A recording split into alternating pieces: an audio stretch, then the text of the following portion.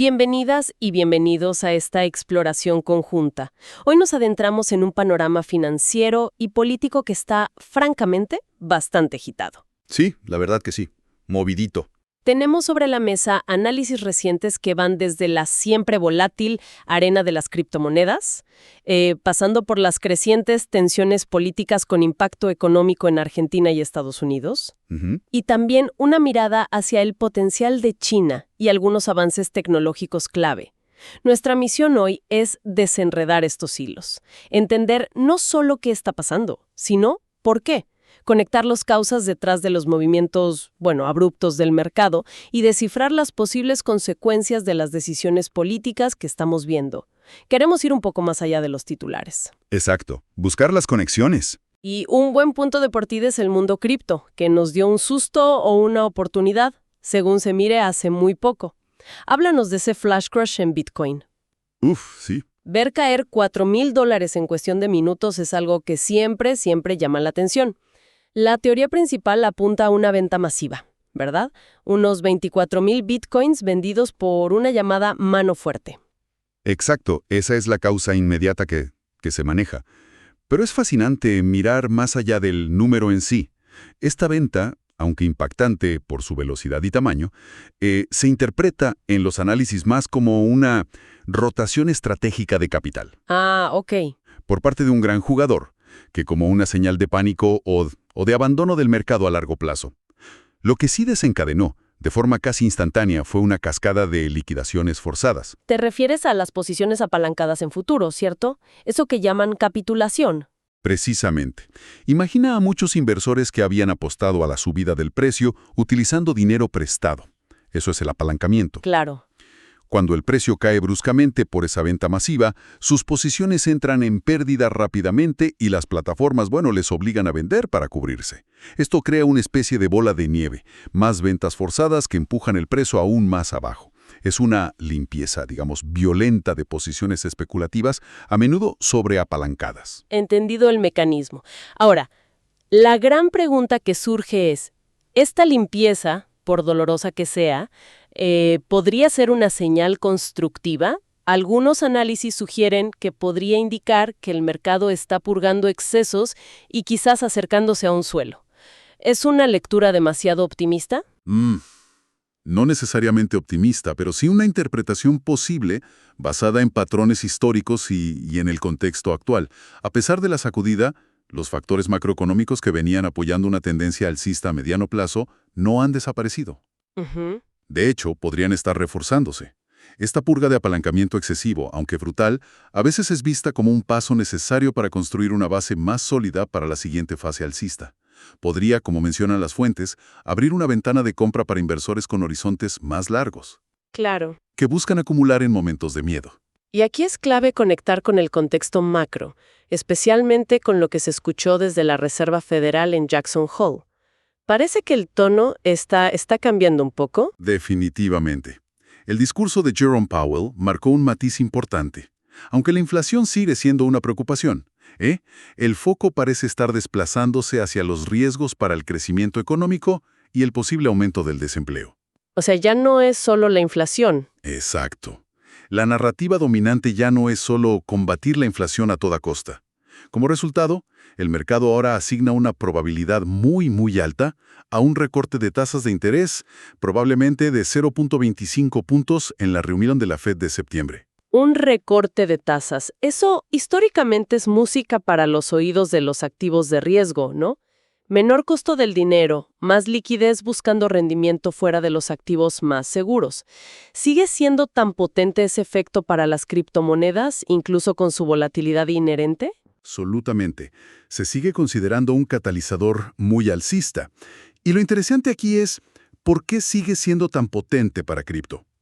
En un entorno donde las tasas de interés bajan o se mantienen bajas, incluso los inversionistas institucionales más cautelosos se ven, presionados a buscar fuentes de rendimiento alternativas. Claro, tiene sentido. Esto puede proporcionar un cierto piso estructural de demanda para activos como Bitcoin, un soporte que quizá no existía con tanta fuerza en ciclos anteriores donde la participación institucional era menor. Me llama la atención un detalle sobre cómo operan estos grandes jugadores. Se menciona que entidades como MicroStrategy, cuando compran grandes volúmenes de Bitcoin, lo hacen over the counter, OTC, o sea, fuera del mercado público.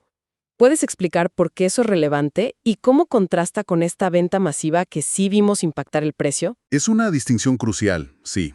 Las compras OTC son transacciones privadas negociadas directamente entre dos partes grandes, comprador y vendedor, sin pasar por los libros de órdenes públicos de los exchanges. Ok, Se hacen así para minimizar el impacto en el precio visible del mercado. Buscan discreción y evitar que su propia compra masiva les encarezca el activo. entiendo. En cambio, esta venta de 24,000 bitcoins parece haberse ejecutado directamente en los exchanges, golpeando la oferta directamente contra la demanda visible en tiempo real. Por eso la caída fue tan vertical y abrupta. Fue una venta a mercado, no una colocación privada y discreta. Clarísimo. Ahora, pensando en el ciclo dentro del propio mercado cripto, ¿qué podemos esperar? ¿Volveremos a ver esa rotación clásica donde el capital fluye de Bitcoin y Ethereum hacia las altcoins en busca de mayores múltiplos, la llamada altcoin season? ¿O la creciente influencia institucional mantendrá el foco en Bitcoin? Esa es la encrucijada actual, me parece. Ambas narrativas coexisten. Por un lado, la expectativa de una temporada de altcoins es un patrón recurrente en ciclos anteriores, donde monedas más pequeñas y especulativas ofrecen rendimientos explosivos. Y riesgos mayores, claro. Claro, siempre el riesgo. Por otro lado, el capital institucional que sigue entrando tiende a ser más conservador, favoreciendo a Bitcoin como la principal reserva de valor digital o quizás a Ethereum por su ecosistema. Lo que vemos ahora mismo, tras esta sacudida, es que las altcoins han sufrido bastante. Su dominio relativo en el mercado ha disminuido. Aún está por verse si esa rotación hacia las altcoins se materializará con fuerza y qué tipo de proyectos liderarán si es que ocurre. La incertidumbre macro y esta reciente volatilidad podrían retrasar o atenuar esa posible altcoin season. Muy bien, dejemos las criptos por un momento. Esa volatilidad, ligada en parte a decisiones en Estados Unidos, tiene ecos distintos en otras geografías. Si miramos hacia Argentina, la tensión parece venir más de la política y la economía internas. Los datos de confianza en el gobierno no son nada alentadores, ¿verdad? Para nada. El índice de confianza en el gobierno de la Universidad de Itella mostró una caída muy pronunciada, del 13.6% solo en agosto, muy fuerte. Muchísimo. Y lo significativo es que alcanzó el nivel más bajo desde que asumió el presidente Javier Milei. Además, como bien señalas en las fuentes, esta medición se realizó antes de que estallaran dos crisis políticas importantes. Cierto, antes de... La controversia por los audios del titular de la Agencia Nacional de Discapacidad y el primer rechazo del Congreso a un veto presidencial. Es probable que la confianza haya caído aún más después de eso. Y en medio de este clima, el ministro de Economía, Luis Caputo, sale a defender la política de tasas de interés, que está siendo criticada por algunos sectores como excesivamente alta. Su argumento es que no son las tasas, sino el riesgo político. Exacto. Caputo niega que las tasas estén ridículamente altas y atribuye su nivel elevado a la percepción de riesgo que tiene el mercado sobre Argentina. Culpa específicamente a los intentos del Congreso de aprobar leyes que, según la visión del gobierno, comprometerían el superávit fiscal alcanzado. Ajá. Su apuesta, o al menos su discurso público, es que este riesgo político disminuirá después de las elecciones legislativas de medio término, lo que permitiría entonces una baja de tasas. Es una forma de trasladar la presión hacia el ámbito político. Pero la política sigue generando turbulencias. A la caída de confianza y la tensión con el Congreso se sumó un escándalo de presuntas coimas en la compra de medicamentos. ¿Cómo digirieron los mercados financieros toda esta acumulación de noticias negativas? La reacción fue claramente adversa. Se observó una ola vendedora importante en los activos argentinos. Los bonos soberanos en dólares que cotizan en Nueva York sufrieron caídas de hasta el 3.9% en una sola jornada. ¡Wow! Las acciones de empresas argentinas, tanto en Buenos Aires como los ADRs en Wall Street, también registraron bajas significativas, y el tipo de cambio oficial mayorista subió un 3.1%, indicando una devaluación controlada pero constante por parte del Banco Central. Los mercados están reflejando, nerviosismo. Hay un punto interesante en los análisis. Algunos operadores creen que el inversor extranjero recién ahora está captando la magnitud de algunos de estos problemas, como el escándalo de corrupción. ¿Sugiere una desconexión o simplemente un rezago informativo? Podría ser una mezcla de ambas cosas, la verdad. El flujo de información local detallada no siempre llega instantáneamente a todos los rincones del mercado global, pero más allá de eso, la preocupación subyacente en el mercado es doble. A ver. Por un lado, el temor de que estos eventos, la caída de confianza, los escándalos, la tensión política, indiquen que las reformas profundas y el estilo, digamos, confrontativo de Milei no están logrando la cohesión social necesaria para ser sostenibles a largo plazo. Por otro lado, crece el consenso entre analistas locales e internacionales sobre la probabilidad de que se necesiten ajustes en la política monetaria y cambiaria después de las elecciones de medio término, quizás unificando el tipo de cambio o modificando el esquema actual. Y en medio de todo esto, el Banco Central también movió fichas con una medida técnica. Aumentó el encaje fraccionario para ciertos instrumentos. ¿Qué busca con eso? Sí, incrementó los requisitos de reserva, el porcentaje de dinero que los bancos no pueden prestar para ciertos títulos públicos suscritos en el mercado primario, y también para depósitos en cuentas corrientes y cajas de ahorro. Técnicamente, esto funciona como una herramienta para absorber liquidez del sistema financiero. Ok, sacar pesos de circulación. Algo así.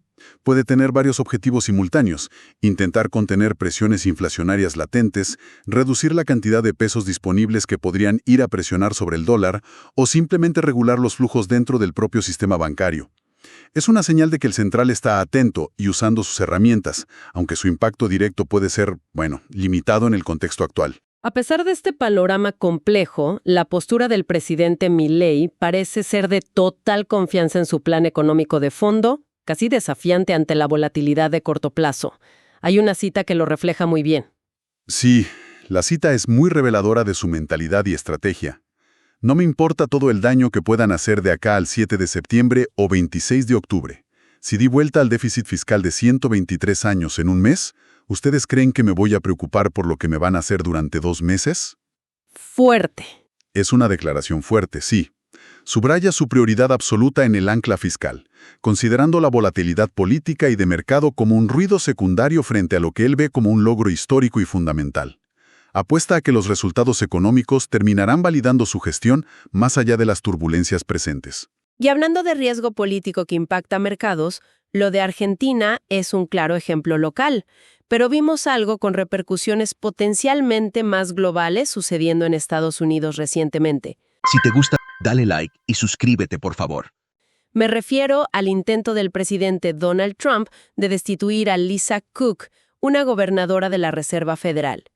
Eso no es algo que se vea todos los días. Para nada. Fue un movimiento muy inusual y que sacudió la percepción de estabilidad institucional. Lisa Cook se negó públicamente a renunciar, afirmando, con base legal, que el presidente no tiene la autoridad para despedirla de su puesto en la Junta de Gobernadores de la Fed. Claro, por los mandatos fijos. Cuyos miembros tienen mandatos fijos precisamente para asegurar su independencia. Este choque generó incertidumbre inmediata. ¿Y cómo se reflejó eso en los mercados? Se habla de movimientos en el dólar y el oro. Institucional registró una subida. Ajá. Sin embargo, es importante notar que estos movimientos se moderaron significativamente una vez que Lisa Cook ratificó su permanencia en el cargo. La cita clave de los informes es: el dólar recortó la mayor parte de sus pérdidas luego de que la gobernadora de la Reserva Federal, Lisa Cook, dijo que no renunciará. Esto muestra la sensibilidad del mercado a la estabilidad percibida de la Fed. Entiendo la reacción inicial y la corrección. Pero más allá de esa volatilidad pasajera, ¿cuál es la implicación más profunda de este enfrentamiento? ¿Qué es lo que realmente preocupa a los observadores? La preocupación fundamental es la erosión de la independencia de la Reserva Federal. La Fed es uno de los pilares de la estabilidad económica de Estados Unidos y global, y su credibilidad se basa en su capacidad para tomar decisiones de política monetaria sin interferencia política directa. Claro. Episodios como este, aunque no se haya concretado la destitución, alimentan la percepción de que esa independencia está bajo amenaza. A mediano y largo plazo, esto podría generar un sentimiento negativo estructural hacia los activos estadounidenses. ¿Cómo se traduciría eso en la práctica? ¿Menos confianza en el dólar, en los bonos? Exactamente. Si los inversores globales y los bancos centrales extranjeros empiezan a dudar seriamente de la autonomía de la Fed, podrían volverse más reacios a mantener grandes reservas en dólares o a comprar bonos del Tesoro estadounidense. podrían exigir una prima de riesgo más alta, Mm, lo que encarecería el financiamiento para el gobierno de EEU y potencialmente debilitaría el estatus del dólar como la principal moneda de reserva mundial. Es un pilar fundamental de la arquitectura financiera global que se ve amenazado, y eso tiene ramificaciones que van mucho más allá de un titular de noticias. En ese mismo contexto de política monetaria y mercados de bonos, también se observó un movimiento en la curva de rendimiento del Tesoro. Se habla de un empinamiento. ¿Qué significa eso en términos simples y qué nos dice? Empinamiento de la curva suena técnico, pero la idea es relativamente sencilla. Significa que la diferencia entre las tasas de interés de los bonos a largo plazo y las tasas de los bonos a corto plazo aumentó. En este caso, vimos que los rendimientos a corto plazo, por ejemplo a 2 años, cayeron. Ok, o sea, optimismo a corto plazo por tasas bajas, pero pesimismo o incertidumbre a largo plazo. Exacto.